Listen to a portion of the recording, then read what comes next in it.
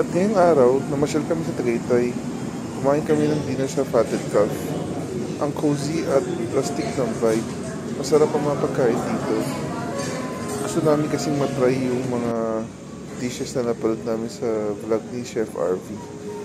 At dito kami pumuesto sa veranda para preskong-presko ang vibe. Ito in-order natin yung chocolate affogato.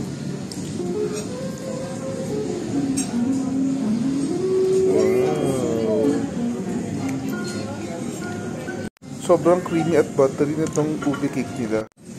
Hindi ko alam, sobrang sarap ng chicken na to. Hindi ko alam anong spice nito eh. How about Kurt? What's your favorite dish?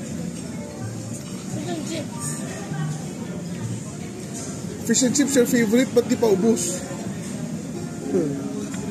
Akin favorite ko yung osobuco. Yung chicken sinasawsaw ko rin dyan. Ito yung pasta. Ito yung osobuco. May kasama siyang mashed potato. Ito naman yung longganisa pasta niya. Medyo malasa siya, mag-garlic. Ito yung favorite ni Tyler, yung roast chicken na half. Kasama siyang mashed potato.